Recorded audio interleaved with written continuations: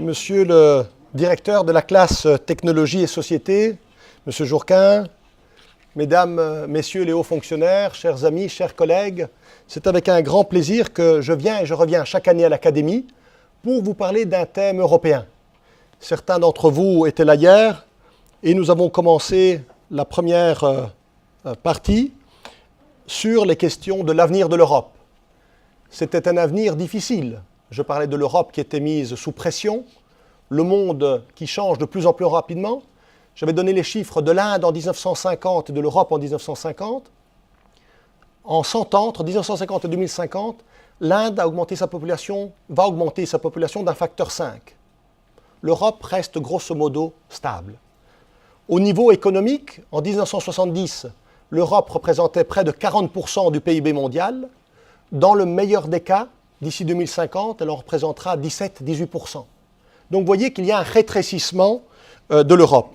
Rétrécissement que le président Juncker, hier, dans son exposé sur l'état de l'Union, nous en a fait part.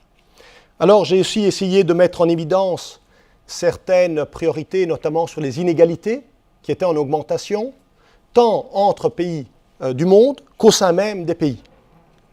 Et puis j'avais essayé aussi d'illustrer certains points sur l'avenir du travail, comment la robotique, comment l'intelligence artificielle, comment la 3D printing pouvaient avoir des conséquences sur l'avenir du monde du travail.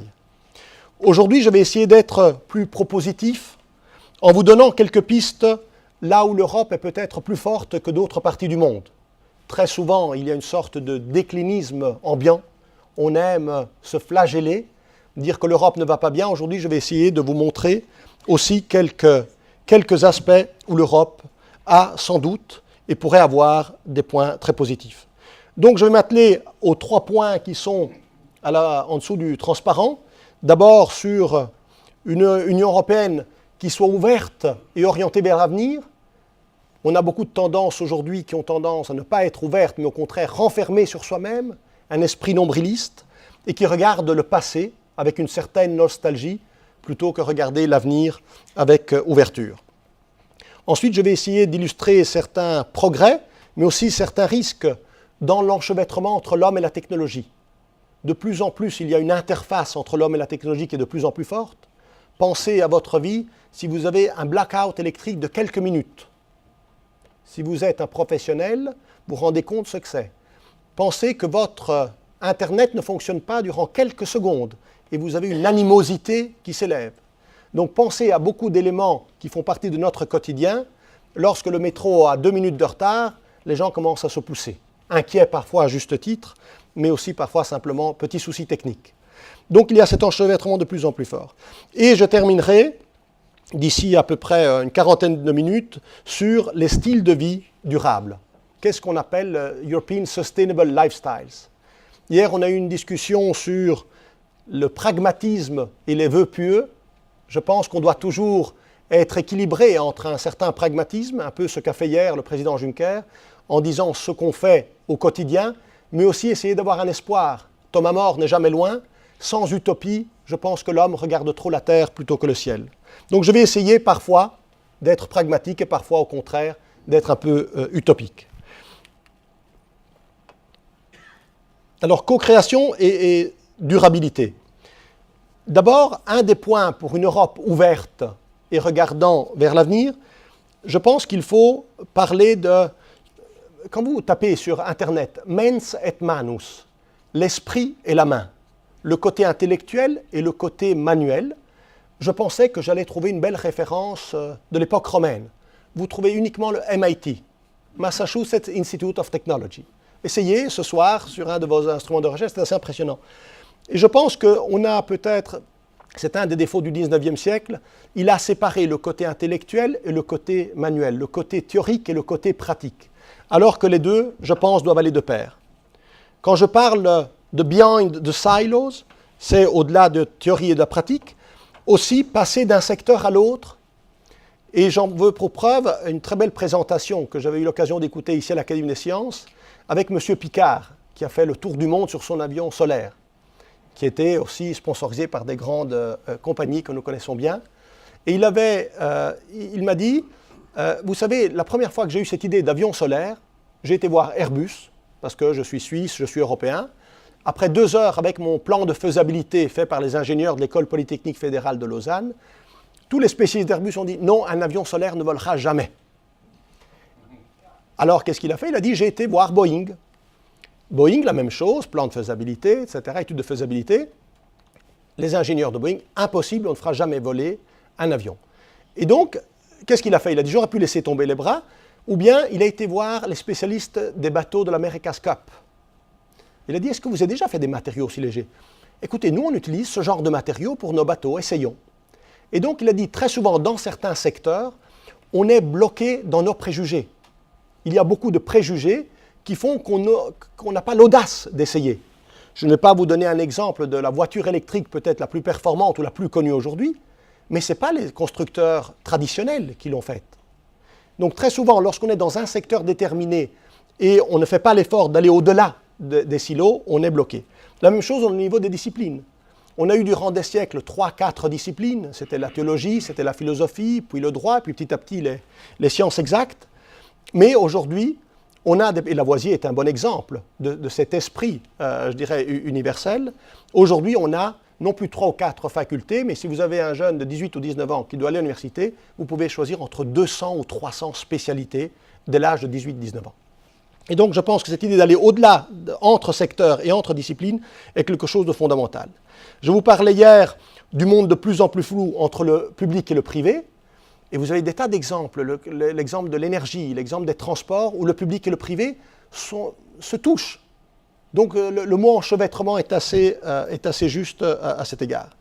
Nous avons parlé hier des exemples, on a parlé de l'exemple de la Corée, notamment en termes de recherche et innovation, avec des mesures plutôt top-down.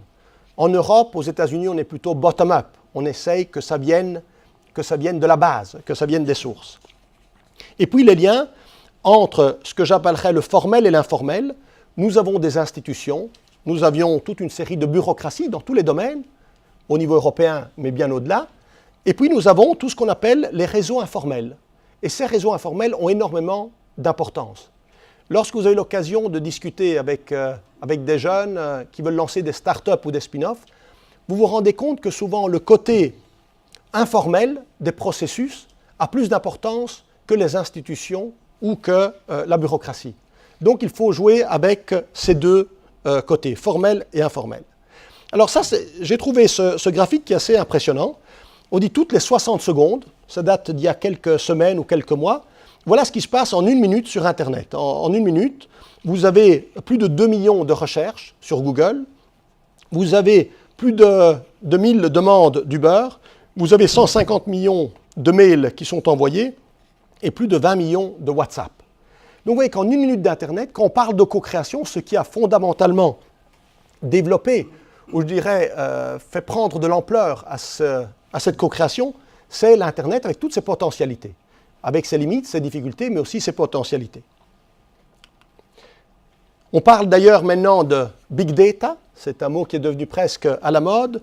Moi, je me souviens, à mon premier ordinateur, on parlait, vous vous souvenez, en bytes, et puis on est passé des bytes aux mégabytes, maintenant des mégabytes aux gigabytes. Maintenant, on commence à parler en zettabytes ou yottabytes. Donc, je pense que les données qui sont disponibles, et le graphique précédent vous le montre, tout ce qui passe en termes d'information est impressionnant. Et nous avons toute une série de systèmes très sophistiqués de stockage, et il y a un influx de données quasi permanent. Alors, quand on parle de co-création, on parle aussi parfois du terme industrie 4.0. Je ne suis pas un fan de cette terminologie parce qu'on ne sait pas vraiment quand ça commence, quand la troisième se termine. Les historiens le feront sans doute dans quelques décennies. Mais il y a quelque chose quand même qui est en train de fondamentalement changer. Si vous regardez tout ce qu'on peut faire aujourd'hui avec un appareil mobile. Je parlais hier en citant Jacques Attali, des nomades du XXIe siècle. Les personnes qui, avec leur petit ordinateur et leur téléphone, sont capables de vous lancer une entreprise, de créer des liens, de développer toute une activité. Et je pense que c'est en train de se développer énormément. Je vous mentionnais aussi l'impression en 3D. On est passé de travail à la chaîne industrielle au fait de pouvoir faire une prothèse, demain une couronne dentaire, après-demain des bijoux. et d'autres types d'objets dans un petit appartement. Donc que vous soyez à Singapour, à Rome ou à New York, vous avez pratiquement la même capacité d'action aujourd'hui, où que vous soyez. Et donc d'un côté, on a une globalisation quasi permanente, et de l'autre côté, on a une territorialisation qui a rarement été aussi forte. Un attachement au territoire, que ce soit dans les produits locaux, que ce soit dans le goût du local, que ce soit au niveau des partis politiques qui reviennent sur un certain nationalisme. On a aussi, et je mentionnais aussi cette phrase de Tom Goodwin, Uber est la compagnie de taxi la plus large au monde, mais n'a pas une seule voiture. Facebook est le média le plus populaire, mais ne crée aucun contenu. Alibaba est le détaillant le plus important, mais n'a aucun stock, si vous voulez. Et Airbnb est la société qui fournit le plus de nuitées, mais ne possède pas la moindre chambre. Quelque chose, something is happening. Alors, qu'est-ce qu'on peut faire pour essayer de stimuler cette co-création? J'ai repris certains collègues de la DG Recherche qui ont développé cela au niveau du knowledge management. Lorsque vous êtes dans une organisation, comment peut-on aider une organisation à devenir plus efficace, à structurer la façon dont les collègues collaborent? Je vous disais toujours, c'est cette mixité de top-down et de bottom-up. Donc, bien sûr, il y a du bottom-up, il y a des réseaux informels, mais il y a aussi le côté top-down organisationnel. Alors, d'abord, comment inciter la collaboration entre individus et petits groupes? Des grandes sociétés américaines de technologie ont des espaces de rencontre.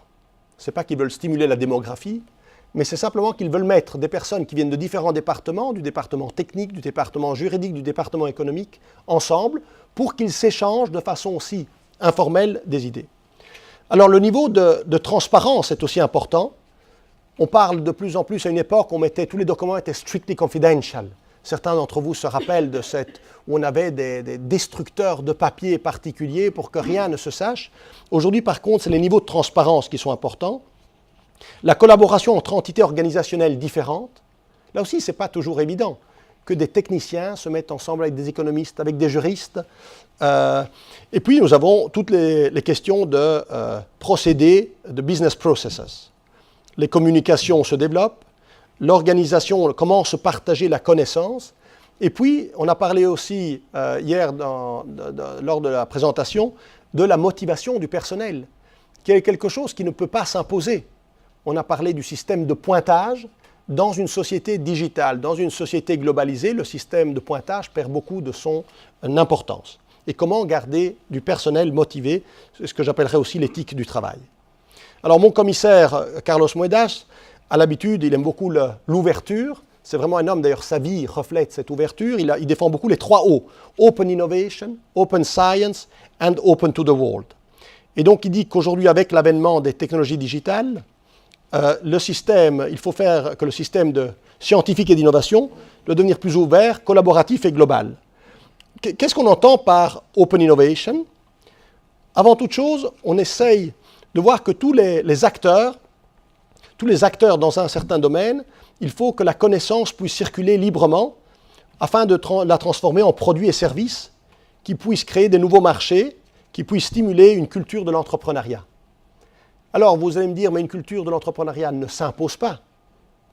D'un autre côté, les structures, les institutions, ce qu'on appelle parfois, Galbraith aurait parlé de la technostructure, on a besoin aussi d'institutions qui facilitent l'innovation et l'esprit d'entreprise. Je ne vais pas prendre hier à table, on a parlé de différents exemples entre certains pays de l'Union européenne, où je ne cite aucun pays par mon souci de fédéraliste européen, mais dans certains pays, pour n'importe quel acte, vous avez besoin d'un acte notarié qui soit traduit, etc. Dans d'autres, vous allez chez l'administrateur, à l'administration publique, et on vous donne un cachet qui conforte cela. Donc d'un côté, c'est une procédure qui vous coûte 3 000 à 4 000 euros, de l'autre côté, ça vous coûte un quart d'heure. Et donc là aussi, on a des procédures qui sont diamétralement différentes. Dans le passé, on a connu pas mal de sociétés qui étaient tout à fait fermées, cloisonnées, où il fallait que les personnes intelligentes, spécialisées, travaillent dans notre société, dans notre domaine. Il faut absolument bénéficier de la recherche afin de découvrir, développer et aussi simplement transporter les choses, mais au sein de la même organisation. Donc c'est des systèmes cloisonnés. Si on voulait créer les meilleurs, c'était celui qui créait la meilleure idée dans l'industrie qui gagnait. Et puis évidemment, il fallait contrôler la propriété intellectuelle. Ça, c'était les systèmes cloisonnés. Aujourd'hui, par contre, dans les systèmes d'innovation, on doit travailler, et vous avez beaucoup de ce qu'on appelle crowdsourcing, où vous devez utiliser la connaissance qui se trouve partout. Et vous avez des grandes firmes de mode, des grands architectes, qui utilisent des plateformes de crowdsourcing pour avoir les meilleures idées. Et puis, ils les récompensent 1 sur 1000, grosso modo, c'est 1 sur 1000, c'est le chiffre. 1 sur 1000 est récompensé de son activité. Mais plutôt que d'avoir 3 projets par les 3 designers ou les 3 architectes de votre bureau, vous avez parfois plusieurs milliers de personnes qui peuvent stimuler une idée. La recherche et l'innovation est souvent externalisée. Et puis, l'idée, c'est d'essayer de trouver la meilleure façon d'exploiter cette idée tant au niveau interne qu'externe. Et puis, on utilise aussi, et ça c'est tout un débat pour les juristes, la propriété intellectuelle. Si vous voyez tous les grands procès entre les grandes compagnies de téléphonie mobile, vous avez pratiquement une fois par mois un Coréen, un Américain qui se renvoie la balle pour savoir ça c'était mon brevet, ça c'est le tien, etc. Qu'est-ce qu'on peut faire pour favoriser cet écosystème de la co-création? D'abord, essayer de mettre au premier plan l'innovation ouverte et le transfert de connaissances. Dans beaucoup d'organisations, qu'elles soient privées ou publiques, souvent on a tendance à retenir l'information. C'est l'opposé de l'open access. D'un côté, on a l'open access où l'information est disponible pour chacun, et dans beaucoup d'organisations et de sociétés, c'est l'inverse. Il faut ensuite essayer d'embrasser des systèmes innovants et des marchés aussi qui soient à forte croissance. On parle aussi, et moi j'aime beaucoup le terme d'innovation hub. Vous avez certaines parties du monde, et nous avons des exemples que j'ai illustrés hier, si vous pensez à la Bavière, si vous pensez à Stockholm, si vous pensez à la région autour de Milan, qui sont des hubs d'innovation, où il y a une sorte d'écosystème d'innovation, où les universitaires parlent aux entrepreneurs, les entrepreneurs parlent aux financiers et développent ainsi des activités économiques. Un autre point, on a aussi traité des questions d'éducation. Comment faire que les universités et les organisations de recherche publiques, vous pensez au Max Planck, au Fraunhofer, à des grands centres de recherche, soient plus entreprenants. J'ai eu l'occasion de gérer des panels d'évaluation, des panels d'experts académiques durant près d'une vingtaine d'années dans différents secteurs, et je me rends compte que finalement, le métier de l'académique, sa plus-value, c'est dans la précision, dans la rigueur, mais beaucoup moins dans l'entrepreneuriat ou dans le risk-taking. Et donc, je m'excuse auprès des quelques académiques peut-être qui ont ces deux qualités. Je pense souvent que c'est des qualités opposées. Je me suis retrouvé dans des panels où c'est presque toujours 3 experts de différentes nationalités, de différentes disciplines, qui regardaient la date de la bibliographie. Oui, mais ça, c'est un peu dépassé. Qui regardaient si la référence est exacte. Et c'est le travail de l'académique. L'académique est rigoureux, est précis, il ne laisse rien passer de ce point de vue-là. Mais de l'autre côté, celui qui est entreprenant, je dis souvent, je ne sais pas combien de diplômes avait Steve Jobs, je ne sais pas combien de diplômes avait Bill Gates, mais souvent parmi les grands innovateurs sont des gens qui ont passé très peu de temps à l'université. Donc ils n'ont pas du tout cet art de la précision, de la rigueur, presque l'opposé. Donc comment rendre les universités plus entreprenantes? Et puis une intégration du capital dans l'écosystème. C'est quelque chose d'assez différent entre l'Europe et les États-Unis. On a parlé hier des business angels, de venture capitalistes, où il y a aussi une différence assez flagrante. Alors, quand on parle d'open science, j'ai déjà cité l'open access. Vous avez l'accès qui est ouvert. La façon, on parle aussi aujourd'hui de citizen science.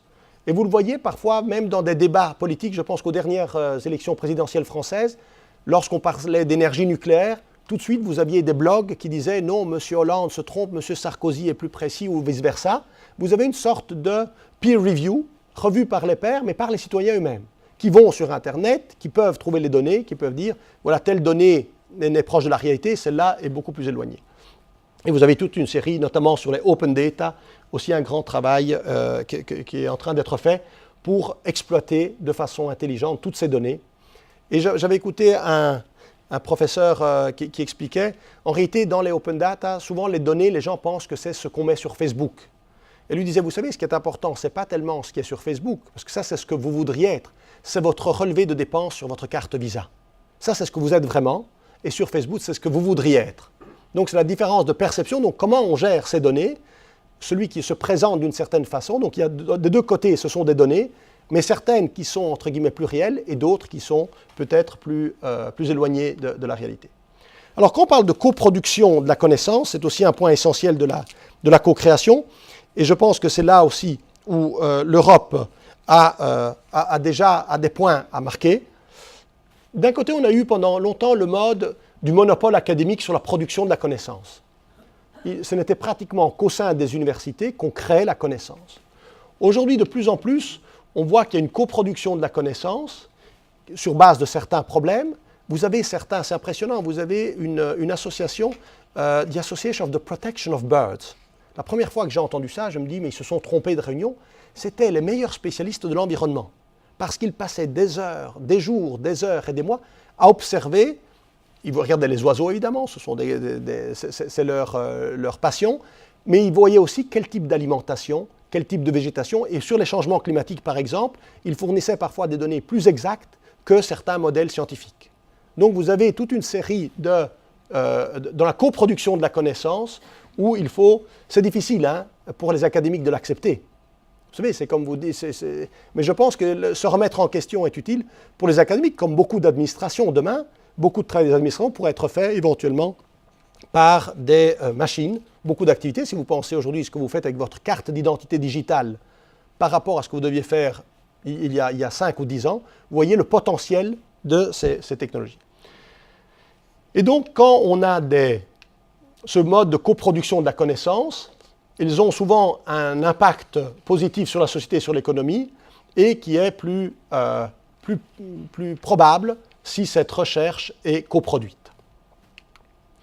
Alors ça, c'est un papier que j'ai pris de professeur Davenport, qui dit que les valeurs et les composantes de la connaissance, dit d'après lui, 70% de la connaissance se retrouve dans l'attitude des gens. Donc ce sont les hommes et les femmes qui sont à la base de la connaissance. La technologie n'intervient que pour 10%, et tout ce qui est procédé de transfert de la connaissance pour 20%. Donc il a essayé de quantifier. Je suis certain que d'autres spécialistes auront d'autres pourcentages, mais c'est assez impressionnant.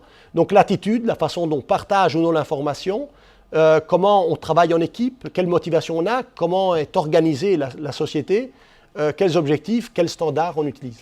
Donc beaucoup de ces éléments sont essentiels. Donc c'est la part de l'homme qui est prépondérante dans la connaissance. Quand on parle de l'éducation, c'est des chiffres qui sont assez impressionnants. On parlait hier de cela quand le titre de dottore en italien est très important, plus important que dans d'autres pays. Peut-être en Allemagne aussi, on aime beaucoup les titres. Mais vous vous rendez compte de cela? Prenez l'exemple de l'Italie. Donc des personnes qui ont aujourd'hui entre 55 et 64 ans, près de 60% de ces personnes n'ont pas le diplôme secondaire. Donc moi, la première fois que j'ai vu ces chiffres, j'ai demandé à mon collègue qui avait travaillé là-dessus avec les collègues d'Eurostat, mais est-ce que tu es sûr que ce n'est pas une erreur? Donc 60% des personnes en Italie qui ont, oui c'est ici, c'est la quatrième barrette, pardon, 1, 2, 3, voilà, nous sommes là. Donc près de 60% des personnes qui aujourd'hui ont la soixantaine d'années n'ont pas de diplôme secondaire. Et donc on se rend compte pourquoi, M. Jourquin, quand on parle de dottore en Italie, ça a plus d'importance, parce qu'il y en avait très très peu. Donc c'est une infime élite. Dans d'autres pays, beaucoup moins. Et ce qui est intéressant aussi, c'est de voir le progrès qui ont été faits en quelques années. Si vous prenez aujourd'hui les jeunes qui ont une trentaine d'années, qui n'ont pas le diplôme secondaire, c'est encore assez élevé, mais on est dans une barre en dessous de 30%. Ce qui est quand même impressionnant. Donc au niveau du capital humain, ce que l'éducation permet et les progrès qu'on a fait en Europe en une génération. C'est vraiment en une génération, on a fait des progrès faramineux. Alors quand on parle de la perception des citoyens sur la science et la technologie. On a essayé de faire cet exercice. Moi, je trouve que l'Eurobaromètre est assez bien fait parce qu'il donne le sentiment de la population européenne. C'est assez régulier, c'est fait correctement.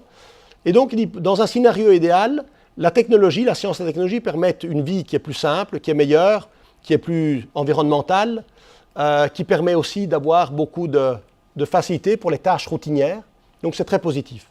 De l'autre côté, la plus grande peur, c'est lack of control. Vous savez, c'est un peu Frankenstein à la sauce 2016. C'est que les gens se disent peut-être que les technologies risquent de prendre le contrôle sur notre vie. Quand je vois l'utilisation de certains smartphones en réunion ou parfois lors de certains événements, je me rends compte que c'est parfois la technologie, c'est l'addiction à certaines technologies qui effectivement prend le pouvoir. Alors, autre élément, vous savez, quand on parle en sciences sociales, les gens aiment beaucoup les débats aussi sur la sémantique, la différence entre multidisciplinaire, interdisciplinaire et transdisciplinaire. Moi, je trouvais que c'était souvent très long comme débat, mais je trouve assez bien cette explication. Quand on parle de multidisciplinaire, ce sont des histoires indépendantes. Donc on demande à un ingénieur, à un physicien, à un économiste et à un historien de faire un livre ensemble et chacun fait son chapitre. Ça, c'est le multidisciplinaire. Le transdisciplinaire, on dit voilà, le physicien, l'ingénieur, le mathématicien, l'historien et le philosophe, voilà, vous travaillez tous autour du même thème. Vous parlez de l'Europe, à votre façon. Ça, c'est des histoires qui sont connectées. Par contre, le transdisciplinaire, et c'est peut-être celui-là qui a le plus d'avenir, ce sont des histoires intégrées. Donc on demande à l'ingénieur, au physicien, à l'historien, au philosophe de se mettre ensemble et ça demande beaucoup plus d'efforts, d'avoir une histoire qui soit intégrée. Donc ce ne sont pas 4, 5 chapitres différents, ce ne sont pas simplement la même thématique abordée d'un point de vue différent, mais c'est vraiment l'intégration dans ce transdisciplinary research. Et qu'est-ce qu'on voit? Beaucoup plus, vous voyez, ça c'est l'émergence d'Internet, l'émergence du digital. À partir de 2000, les publications, ça c'est un indicateur qui vous dit le nombre de publications qui sont interdisciplinaires, ça veut dire avec des personnes académiques de différents backgrounds, sont passées, regardez, en 1990, à peu près à 1000 à 12 000 aujourd'hui. Donc on a augmenté énormément cette transdisciplinarité, que l'on retrouve dans la plupart des objets, des produits et des services qu'on a aujourd'hui. Si vous prenez votre smartphone, est-ce que vous donnez plus d'importance au processeur de votre téléphone, au design, ou à la solidité, ou à la user-friendly? Donc ce sont des compétences différentes qui sont utilisées. Alors parlons un peu, quand on parle de technologie, des grands progrès et des risques aussi entre l'homme et la technologie. Ça, j'aime beaucoup ce dessin, vous l'avez tous vu, si vous aimez le Vatican, vous avez la chapelle Sixtine. Donc c'est l'homme qui donne la main à Dieu, c'est un chef-d'œuvre de Michel-Ange. Et aujourd'hui, c'est cette image-ci qu'on voit plus fréquemment. Vous pouvez vous demander d'abord, ça c'est l'homme ou c'est Dieu, vous pouvez vous poser la question. Et puis ça, si c'est quelqu'un qui a malheureusement un handicap et qui a mis une prothèse et qui donne la main à un de ses amis. Et donc, on peut imaginer des tas d'histoires, mais avec l'intelligence artificielle, la robotique, ce qu'on appelle l'NBIC, Nanotechnology, Biotechnology, Information Technology and Cognitive Science. On a des progrès tellement faramineux, certains vont jusqu'à parler de transhumanisme, de human enhancement, donc l'amélioration de l'homme. Alors la première fois que j'ai eu des collègues qui m'ont parlé de ça, je me dis, oui, ça me semble un peu farfelu. Ce sont des vœux pieux ou ce sont des scénarios un petit peu farfelus. Et puis il me dit, non mais est-ce que tu n'as pas une couronne dans ta bouche? Oui, une, deux, oui. Est-ce que tu as des lunettes? Oui, c'est vrai. Est-ce que ton papa, ta maman n'ont pas une prothèse? Oui, éventuellement. Et donc, vous voyez que cette idée de human enhancement, on est en train petit à petit de l'appliquer à notre corps humain.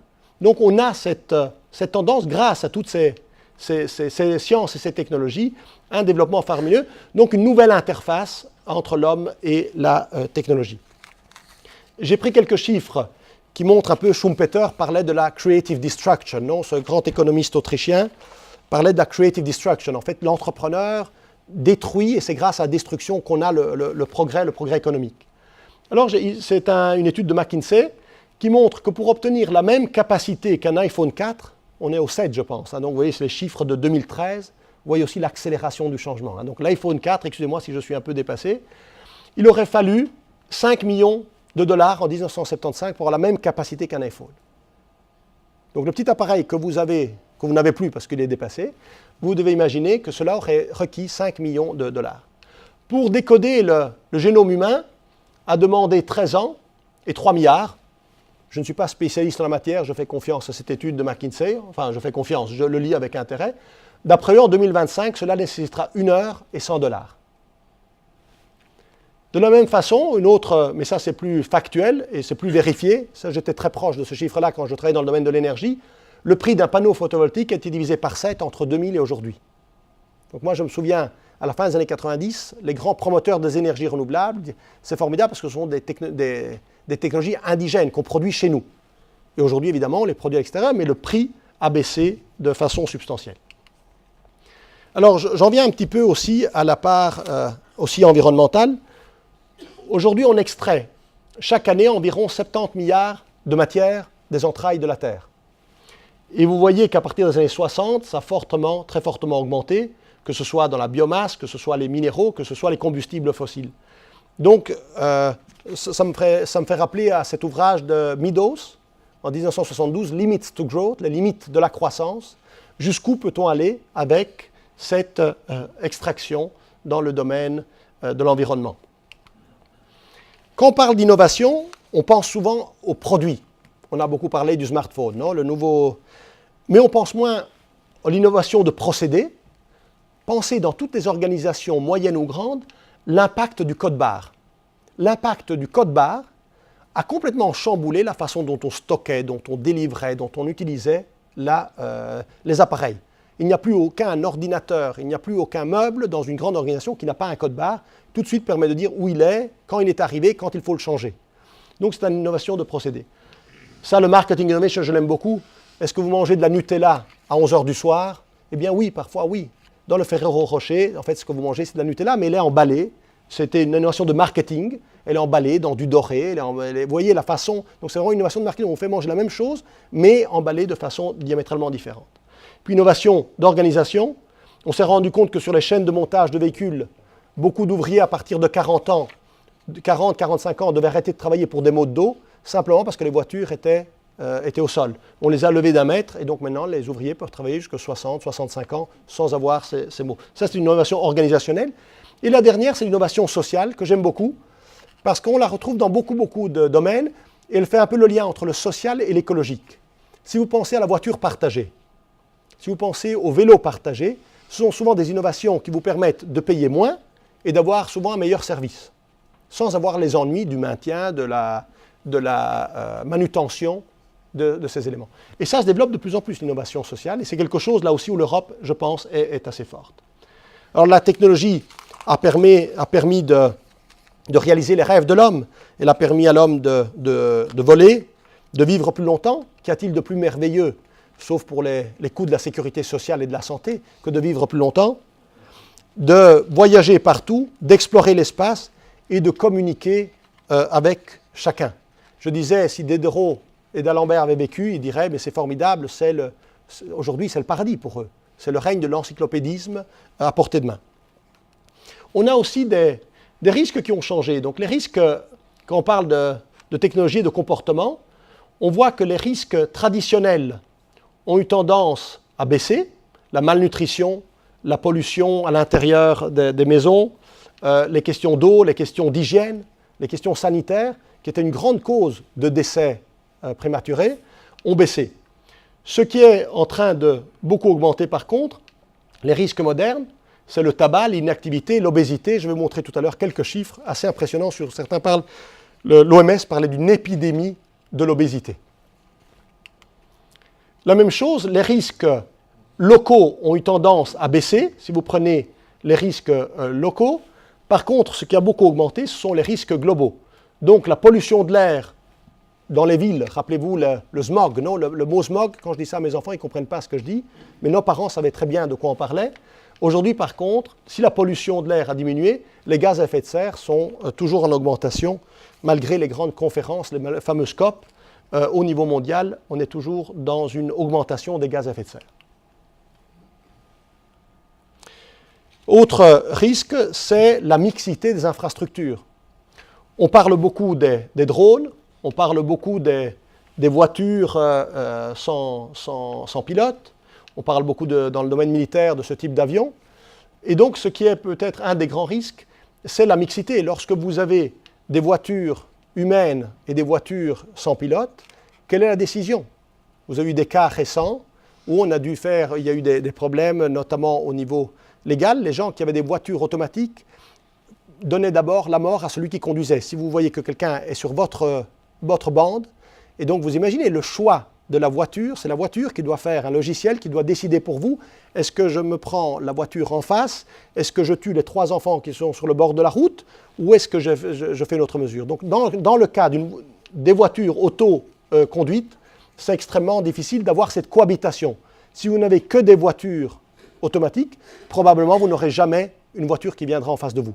Les problèmes techniques, je pense, c'est une étude de Bosch, 95% des cas sont des erreurs humaines, ce ne sont pas des problèmes techniques. Ce n'est pas un problème de rupture de frein, de rupture de volant, c'est des erreurs humaines. Donc si vous avez uniquement des voitures auto-pilotées, je dirais, il n'y a pas d'énormes soucis. Par contre, c'est ce mélange entre l'humain et la technologie. La même chose pour les drones. Imaginez les drones en ville qui vous peuvent faire des petites livraisons en ville. Si elles rencontrent d'autres types d'objets mis par le linge d'une maman qui a mis ça sur, alors que ce n'est pas prévu. Enfin, beaucoup d'autres choses qu'on peut imaginer. Mais donc, c'est le mélange des usages des infrastructures. Les émissions de CO2, je vous dis, elles sont en train d'augmenter, en particulier évidemment dans les pays émergents. Ça, c'est la Chine. C'est impressionnant. En une dizaine d'années, ils sont passés de 3 gigatonnes de CO2 à près de 8 gigatonnes de CO2, évidemment en utilisant le charbon qu'ils ont à disposition chez eux. Alors, c'est intéressant de voir aussi, et ça c'est un point qu'on ne met pas assez en évidence, l'Europe est forte dans ce domaine. Regardez les niveaux des émissions de CO2, tant en intensité de CO2, ça veut dire le CO2 pour chaque unité monétaire produite, pour chaque euro, pour chaque dollar produit, l'Europe est très bonne. Et l'Europe est aussi 2 fois moins émettrice en gaz à effet de serre que les États-Unis. On parle en termes de tonnes de CO2, 10 tonnes de CO2 par an en Europe contre 20 tonnes de CO2 pour les Américains. Donc là aussi, c'est un point, je pense, dont on peut s'enorgueillir. On a évidemment des objectifs européens assez ambitieux. Vous connaissez cet objectif, 40% de réduction de gaz à effet de serre à l'horizon 2030. Donc l'Europe Europe is ahead. L'Europe est un peu le moteur. Fabius, lors de la conférence des partis en décembre de l'an dernier, était très fier d'avoir abouti à un accord. Mais l'Europe veut montrer l'exemple dans ce domaine-là. Dans le domaine de l'efficacité, il n'y a pratiquement que les Japonais qui sont meilleurs que nous en termes d'efficacité énergétique, c'est-à-dire leurs appareils, leurs frigos, leurs lave-linge consomment un peu moins que les nôtres, mais nous sommes pratiquement au niveau des Japonais ces derniers temps. Et puis la part des renouvelables, nous sommes aussi parmi les plus forts au monde et on essaye d'avoir des objectifs ambitieux. Donc ça, c'est les fameux targets pour 2020 et pour 2030. Je ne peux pas ne pas mentionner les objectifs du développement durable, Sustainable Development Goals des Nations Unies.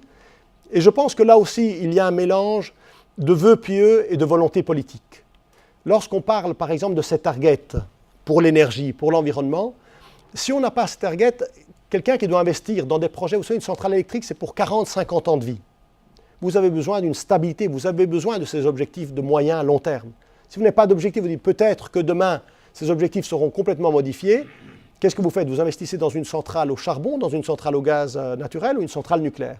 Et donc, l'investisseur a besoin d'une ligne de long terme.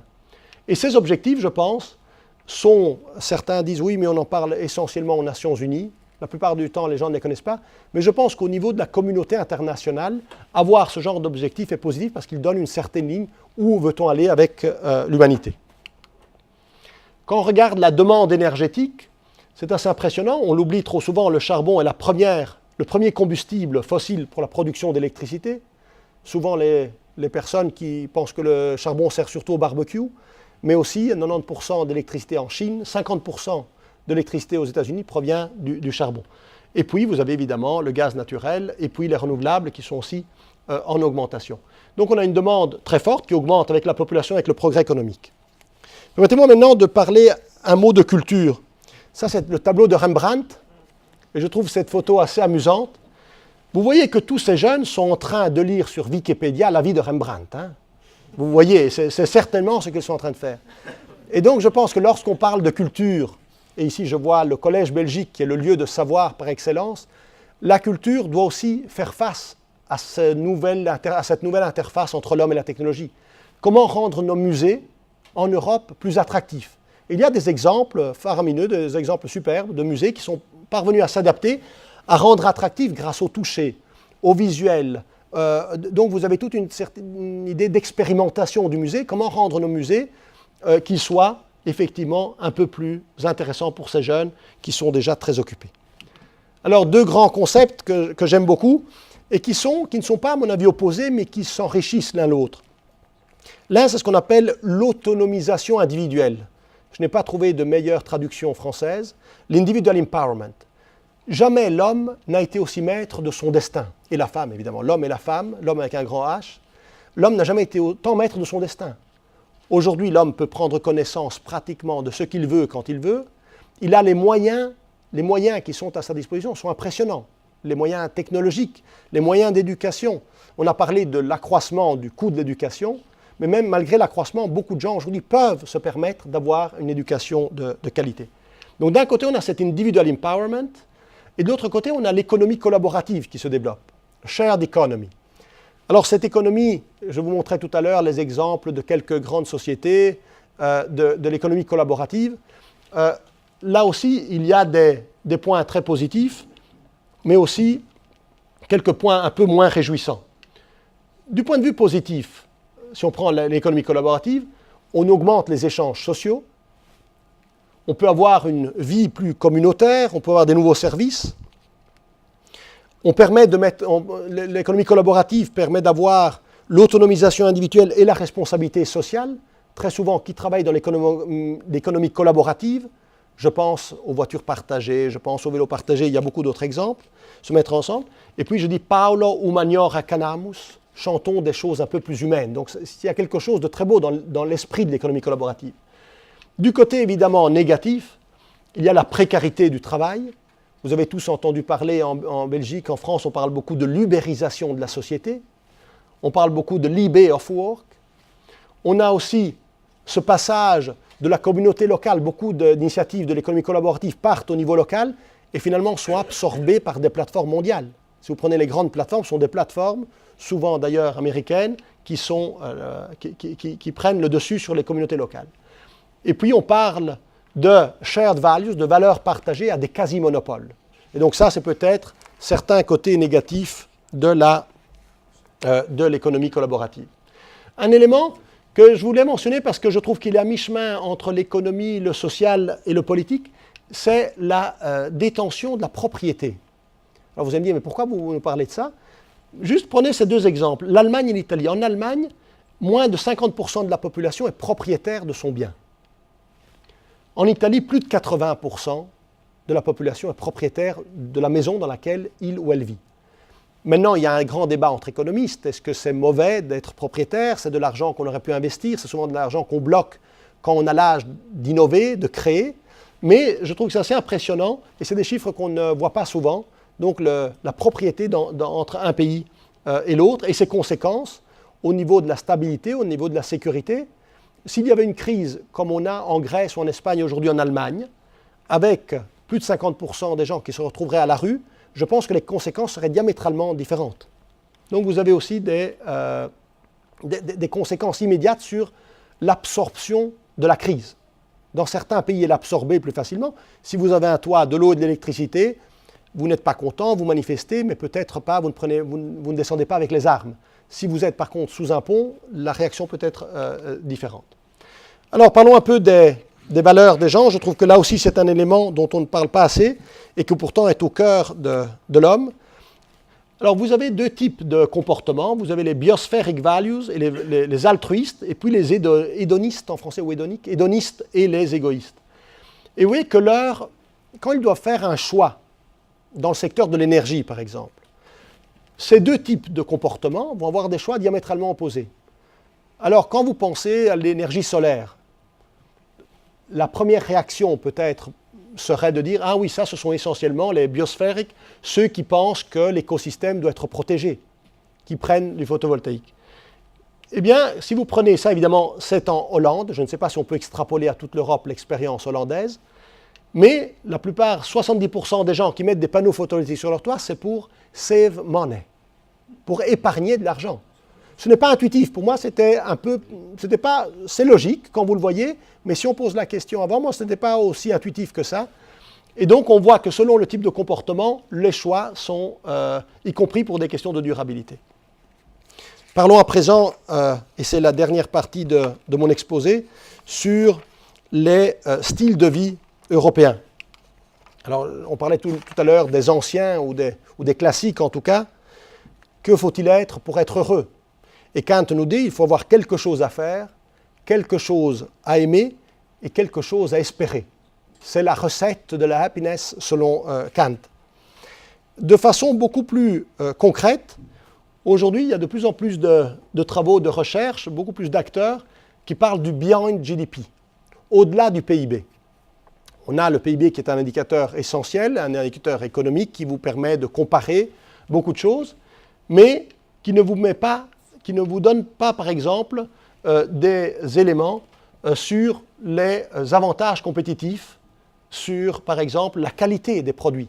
Comment ils ont été produits, par qui ils ont été produits, quelle quantité d'émissions de CO2, quel type de travailleurs ont dû faire ces produits. Aussi, la question de Beyond GDP, on voit que les moteurs de la croissance ne sont pas seulement le bas coût des salaires, comme on a souvent tendance à le prendre, mais c'est l'innovation, c'est l'éducation, c'est les universités. Et de la même façon, des éléments qui sont très mal capturés par l'indicateur PIB, le social empowerment, l'excellence écologique et la confiance. 3 éléments qui jouent un rôle déterminant. Alors au départ, quand on parlait de ça, on pensait au Bhoutan.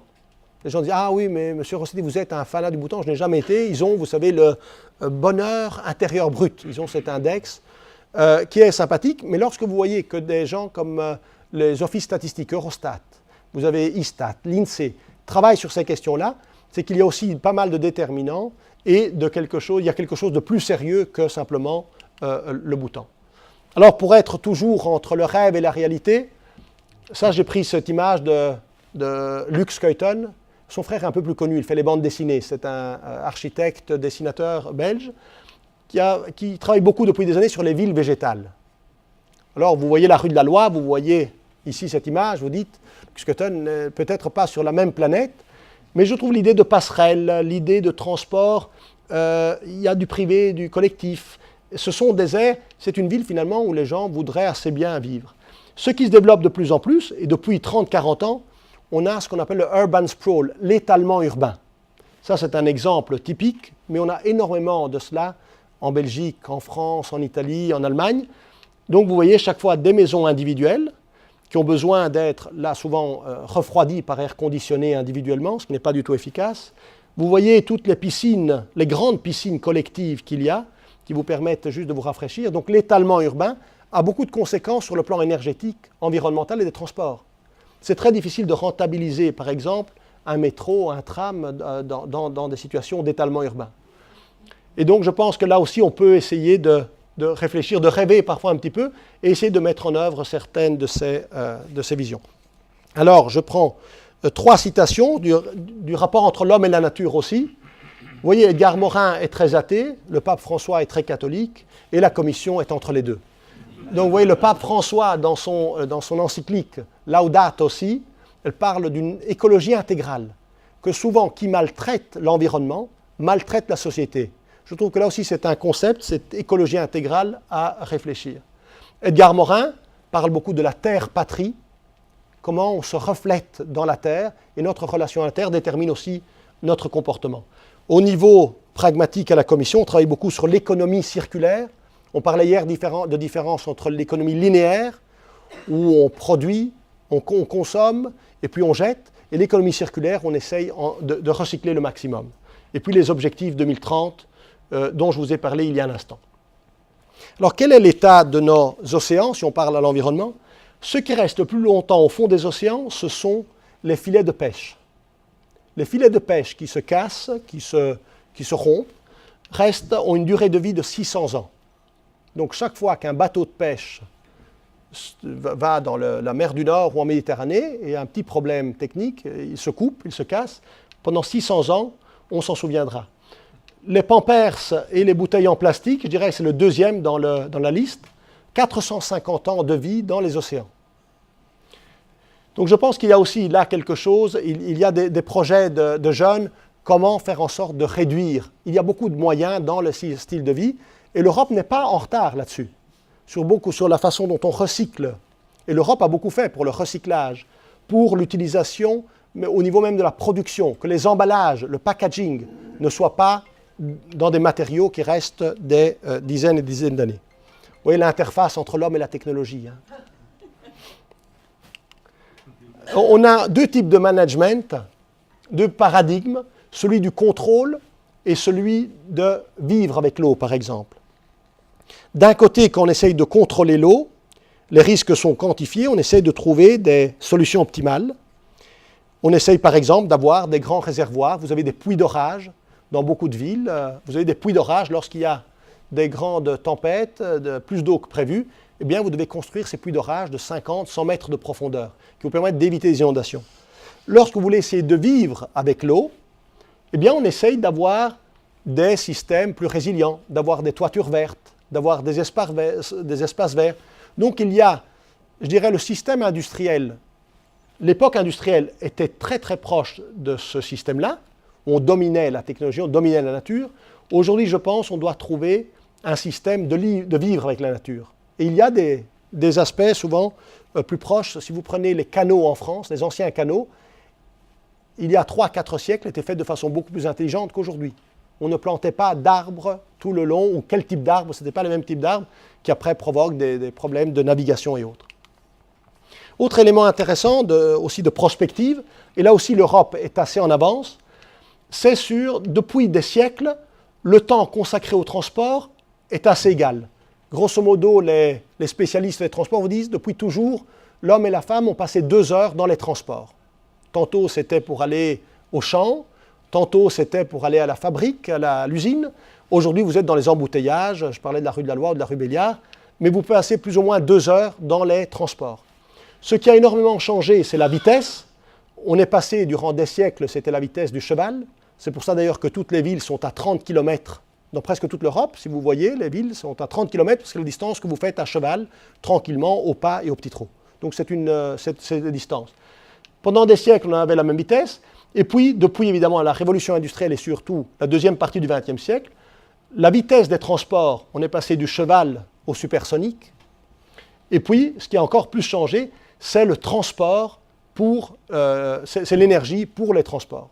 Donc, ce qui a fondamentalement changé, ce n'est pas nos comportements, depuis des siècles, depuis des millénaires, 2 heures, c'est la vitesse et surtout l'énergie consacrée au transport. Autre problème, et là de nouveau, on n'est pas les meilleurs, mais on n'est certainement pas les moins bons. Hier, je vous avais fait un scénario noir, aujourd'hui un scénario un peu plus pinky, un peu plus rose. Vous voyez qu'aux États-Unis, si vous prenez les derniers chiffres, en 2008, on en a près de 35% de la population qui a un niveau d'obésité. D'accord? Les États-Unis, ici, United States, 30% d'obésité. Je ne dis pas qu'on est beaucoup mieux, mais dans des pays comme la Belgique, on en est autour de 20%, ce qui est quand même plus raisonnable, ce qui est trop, mais plus raisonnable. Donc, parmi les risques, peut-être cette épidémie de l'obésité, qui est un problème majeur au Mexique, au Chili et dans d'autres pays. D'un côté, donc, on a l'obésité, de l'autre côté, on a le gaspillage alimentaire. Ici, vous voyez les chiffres que j'ai repris de la FAO, la Food and Agriculture Organization, qui montrent qu'en moyenne, en Europe, on gaspille plus de 200 kg, près de 250 kg d'alimentation par an. Alors, à tous les messieurs qui portent les poubelles à la maison, au départ, je n'y croyais pas, mais quand je fais le calcul de ce que je transporte chez moi, on n'est pas loin de cela. Donc, vous imaginez, par an, 200 kg. Évidemment, il y a une grande partie qui est gaspillée au niveau de la production et du retailing. C'est toutes les grandes surfaces qui ont des produits qui ne sont plus à consommer depuis un jour et qu'on doit jeter pour des questions de choix. Et donc, vous avez des très bons fromages où on donne la date, voilà, à partir du 15 septembre, il est périmé. Je vous assure que si vous le mangez le 16 septembre, il ne vous arrivera rien. Mais le supermarché, en général, jette. Et donc, vous avez plus de 150 kg au niveau de la production et du retailing, mais quand même, ce n'est pas négligeable. Hein. On est à près de 80 kg au niveau du consommateur final. Donc, vous et moi, on gaspille 80 kg de food, d'alimentation. Quelque chose qui se développe beaucoup, et l'actualité aujourd'hui des dernières fusions et acquisitions entre l'Allemagne et les États-Unis, c'est les ventes de produits bio, organic sale. On voit qu'en 10 ans, on a doublé la part des ventes des produits bio. Et donc là aussi, je pense que c'est un message pour l'Europe, plus que dans beaucoup d'autres parties du monde, on a pris conscience de cette transition socio-écologique et on adapte nos comportements. Quand on parle de style de vie durable, il y a beaucoup de choses à prendre en considération. L'efficacité dans la production et l'utilisation des produits. Comment rendre la vie plus durable? Je suis impressionné de voir que le télétravail, par exemple, n'a pas beaucoup pris. À la fin des années 90, vous aviez des études qui disaient en 2020, 3/4 de la population européenne télétravaillera. Ce qui, pour des raisons notamment d'organisation, n'a pas eu lieu. Le télétravail n'a pas du tout eu l'essor que beaucoup escomptaient dans le passé. J'aime beaucoup, j'en ai déjà parlé hier, on est passé de la proprietas à l'usus. Aujourd'hui, si vous voyez la différence entre vous et vos enfants, c'est que nous étions propriétaires des choses. Aujourd'hui, si vous parlez de films, de musique ou autre, ils ne sont pas propriétaires du disque, ils n'ont pas un 45 tours ou un 33 tours. Vous avez l'air moyenâgeux quand vous parlez de ça. Mais aujourd'hui, c'est l'accès qui est le plus important. Donc, c'est la fonctionnalité qui prend le pas sur la propriété. Et puis, le bien-être de long terme, par rapport à la gratification immédiate, c'est aussi quelque chose d'important à considérer. Alors, quand on prend la carbon footprint, l'empreinte carbone, vous voyez évidemment qu'il y a des différences notables. Les pays en vert, c'est ceux qui consomment le moins. Ce ne sont pas les pays toujours les plus riches, évidemment. Mais vous avez, et les températures l'hiver ne sont pas les mêmes, d'où aussi une consommation plus forte de chauffage notamment. Mais il y a des différences notables, d'où la difficulté d'avoir des targets européens qui soient adaptés aux différentes circonstances. Alors, quelles sont les nouvelles voies de la croissance? Les Limits to Growth, je l'avais dit un jour au Club de Rome où j'avais été invité, je trouvais que le titre n'était pas très bien choisi. On a eu un débat hier sur le titre du livre de Verhofstadt, Le mal européen. Limits to Growth. Je pense que le propre de l'homme et de la femme, c'est de dépasser, beyond the limits, de se dépasser. Le fils veut faire mieux que le père, sans doute. Le coureur de 100 mètres veut battre le record. Donc l'idée de limits to growth n'est peut-être pas le plus fort. Mais quelles sont ces nouvelles voies de croissance? L'innovation, les réformes structurelles, la nouvelle révolution industrielle et l'économie digitale, c'est ce que le G20 a rappelé. Et comment y arriver? Eh bien, j'ai beaucoup parlé aujourd'hui de la co-création. Il faut aussi un écosystème, et on n'en parle pas assez souvent, l'écosystème d'innovation.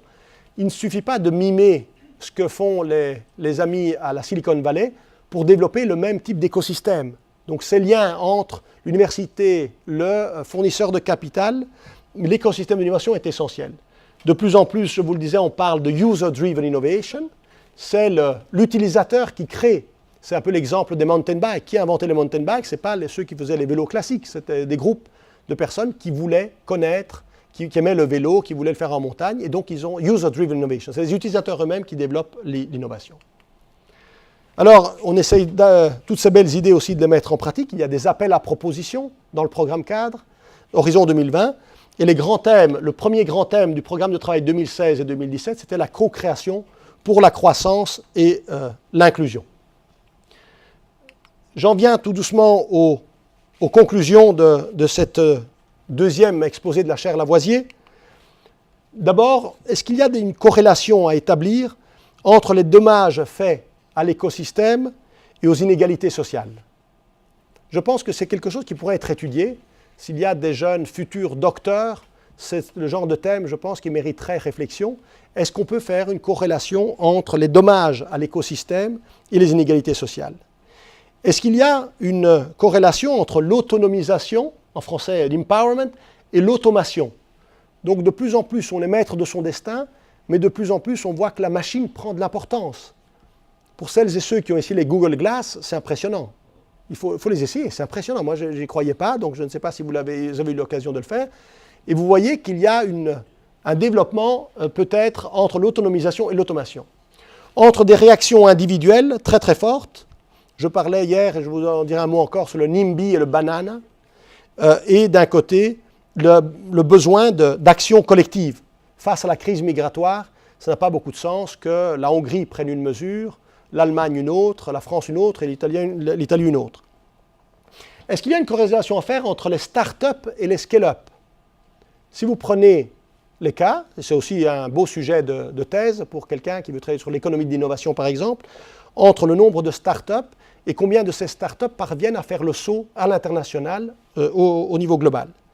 Et puis entre les économies d'objectifs, les fameuses plateformes digitales dont on a parlé, et les économies de réseau.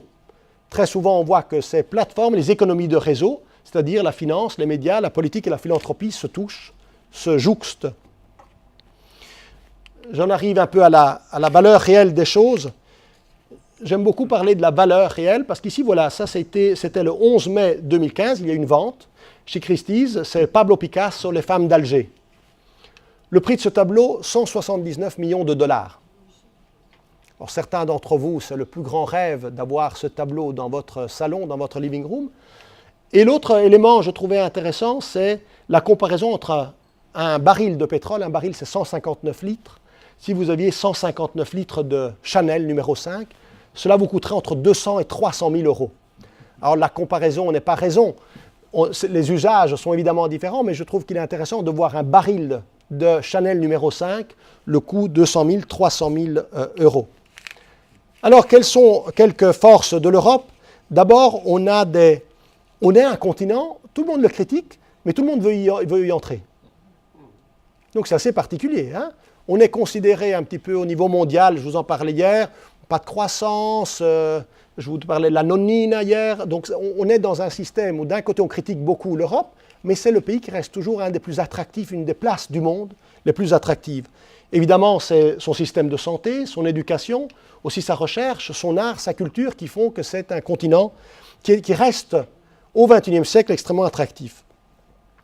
On a les valeurs dont j'aime beaucoup parler, des valeurs matérialistes, les valeurs d'acquisition, extraire, produire, consommer, jeter, ça c'est l'économie classique.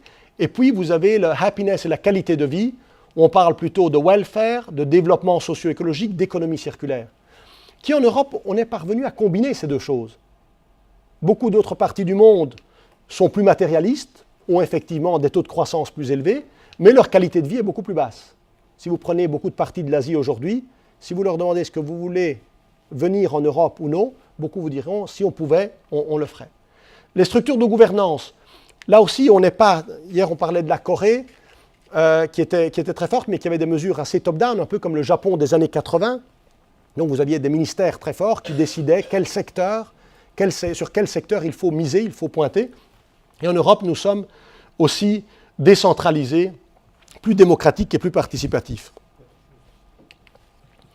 Alors, peut-être, quel pourrait être le commun dénominateur de cette durabilité environnementale, de cette inclusion sociale et de cette dynamique économique, parce qu'il faut les trois. Quand on parle de durabilité, c'est vraiment ces trois composantes. Eh bien, le bien-être pourrait servir de fondement, de base à ces trois piliers qui font finalement que la vie mérite d'être vécue. L'individu par rapport à la co-création, je l'ai légèrement mentionné hier, mais ça, c'est un des... On est à mi-chemin entre ça et ça, hein, en Europe. D'un côté, on a le NIMBY, que tout le monde connaît, Not in my backyard, je ne veux pas ça dans ma cour, je ne veux pas dans mon jardin. Et le banana, c'est quelque chose qui se développe de plus en plus. Build absolutely nothing, anywhere, near anybody. Ça, c'est la castration totale. Donc, vous ne faites rien. Et c'est un concept qui prend beaucoup le dessus dans pas mal de milieux, dans pas mal de pays de l'Union européenne aujourd'hui. Mais de l'autre côté, on a ces deux acronymes. Le dernier, je l'ai inventé, donc j'en suis assez fier, BIGOT. KEFA, c'est Knowledge Everywhere for Anybody. Vous trouvez ça aujourd'hui. Donc c'est formidable d'avoir de la connaissance partout pour chacun et à tout instant. Et BIGOT, c'est le Beyond GDP, Beyond Oil et Beyond Tangible. Je pense qu'on est dans un monde qui va de plus en plus vers l'intangible. On parle du matériel, de l'objet, mais de plus en plus c'est l'intangible, c'est l'accès, c'est le service plus que le produit qui compte. Au-delà du pétrole et au-delà du PIB, avec tout ce qu'on a dit sur notamment sur l'énergie et sur l'environnement. Alors, quel type de rinascimento peut-on avoir pour l'Europe? Et c'est mon avant-dernier slide. L'Europe peut être un hub. Je ne pense pas que l'Europe prendra un jour, au cours de ce siècle, le leadership dans une technologie déterminée. Je n'y crois pas beaucoup. Vous avez tellement de concurrence, vous avez tellement de possibilités. Vous avez, si vous prenez les classements internationaux des centres de recherche ou des universités qui sont mieux placés que nous, vous avez beaucoup d'endroits du monde où la main-d'œuvre coûte parfois 10 fois moins que chez nous, mais nous pourrions être peut-être un hub de l'innovation technologique et sociale. Là où les sciences, les technologies, l'ingénierie et les mathématiques se mêlent aux sciences sociales humaines, où des meilleurs chercheurs du monde, beaucoup de sociétés pourraient venir, ne fût-ce que pour un temps déterminé en Europe, pour développer certaines innovations. Où, à mon avis, cette idée de qualité de vie, on est en avance sur beaucoup d'autres parties du monde. Comment réconcilier aussi la connaissance théorique avec l'expérience pratique? Là aussi, Michel-Ange est un bon exemple, Brunelleschi c'est un autre exemple. Donc on avait beaucoup de gens qui avaient le côté esthétique et le côté, l'esprit et la main, comme je disais tout à l'heure. Les problèmes socio-écologiques peuvent devenir des opportunités d'entrepreneuriat.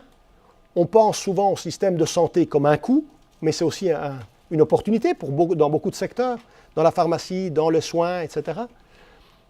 Comment exploiter les couleurs? Je ne suis pas promu, je ne suis pas financé par une grande société textile italienne, mais on a beaucoup de couleurs en Europe qu'on peut mieux exploiter. Le green, l'économie verte. Comment faire de cette économie verte, non pas quelque chose seulement pour quelques écologistes convaincus, mais pour la société dans son ensemble. Je vous ai parlé des océans. Nous sommes entourés d'océans et de mers. Là aussi, nous pouvons développer tout ce qui a trait aux marins et aux maritimes. Les personnes âgées, c'est ce que j'appelle le silver economy, l'économie des personnes âgées. Là aussi, il y a un potentiel. Aujourd'hui, quelqu'un de 65 ans, en général, a un budget à payer sa maison, qu'elle soit en Allemagne ou en Italie. On peut aussi développer pas mal d'activités, qu'il s'agisse du tourisme, qu'il s'agisse des activités culturelles ou autres. White, c'est le système de santé. Et pink, ce sont les chères femmes qui peut-être n'ont pas toute la place qu'elles pourraient avoir. Autre point, comment faire revenir en Europe beaucoup d'activités économiques. On m'a expliqué un jour, un spécialiste de l'informatique me disait qu'à Bangalore, qui était un peu le nirvana des informaticiens, commençait à perdre beaucoup de place à cause des embouteillages. Donc lorsque quelqu'un devait aller d'une société européenne ou américaine à Bangalore, vous pouvez faire une visite par jour. Parce qu'entre un lieu et un autre, ça vous prenait 4 ou 5 heures. Et donc je dis, en Europe, on a cet avantage avec notre train à haute vitesse, on a des petites distances, donc utiliser aussi la logistique, notre stabilité. On a quand même si on n'a pas de gouvernement dans certains pays, en Belgique, on n'a pas eu de gouvernement pendant un certain temps, tout ne s'est pas écroulé. En Espagne, ils n'ont pas de gouvernement. Il y a quand même une certaine stabilité en Europe qui est non négligeable. On a des capacités de gestion et un certain respect des droits de propriété intellectuelle qui ne sont pas, qu'on ne retrouve pas dans toutes les parties du monde. Une union positive entre l'autonomisation individuelle et l'économie collaborative. Comment faire que ce fait que l'homme puisse faire ce qu'il veut puisse être aussi utilisé pour une économie qui soit plus collaborative. Et puis peut-être, c'est de nouveau peut-être un vœu pieux, mais on a des directives qui rendent ce vœu pieux beaucoup plus concret. L'homme comme gardien, comme jardinier de la planète, avec un bon équilibre entre la précaution absolue, je vous parlais de NIMBY et banana, où on est tellement précautionneux qu'on n'ose rien faire, et ce que j'appelle l'enfer éthique, où on fait tout et n'importe quoi sans se préoccuper de la génération future. Mesdames, Messieurs, Monsieur le directeur de la classe, je voudrais, vu mes origines, terminer par une belle phrase d'Altiero Spinelli, grand fédéraliste européen, qui disait que dans la bataille pour l'unité européenne, il faut une concentration de pensée et de volonté pour cueillir les occasions, pour affronter les défaites et pour décider de continuer. Merci beaucoup.